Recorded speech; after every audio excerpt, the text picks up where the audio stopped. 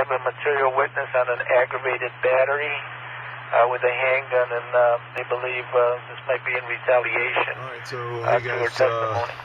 you see, I'll roll on a picture on it outside. Of course, one of the key tips about mounting the camera, at least as far as I'm concerned, is obviously keeping it out of where high enough that someone can easily reach it and damage it or cover it or whatever.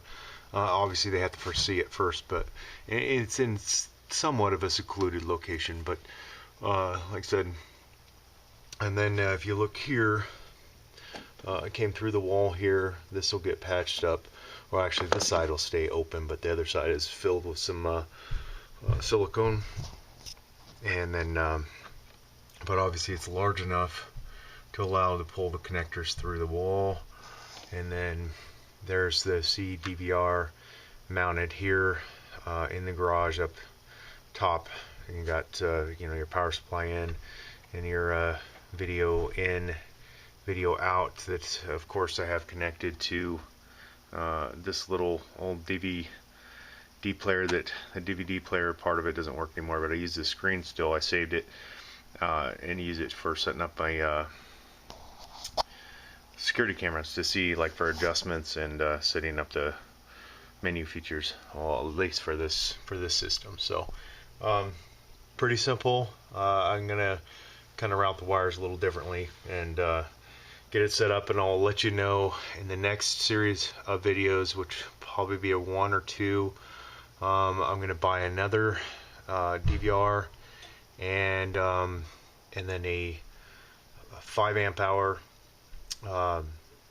sealed lead acid battery, and then a small waterproof solar panel for charging. And then I'm going to build a kind of a standalone system that could be used at a off-grid location. Of course, like I said, this is all still passive, as far as you don't have direct access to it through like the internet or this. Like, you can take this system like I have it set up and have it hooked into run wires to say a TV in your house or a computer monitor for further so that you could if you heard something outside, you could look at it. So that gives you a little bit. If it was at a off-grid location, then of course no, then you'd be just you'd only be able to go on if something had been tampered with or stolen. You'd be able to pull your SD card out and monitor it.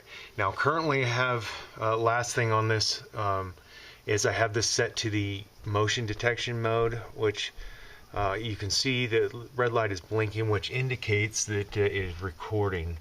As far as I can tell, based on it, it's supposed to go back to where it's not filming, but only when there's I don't know.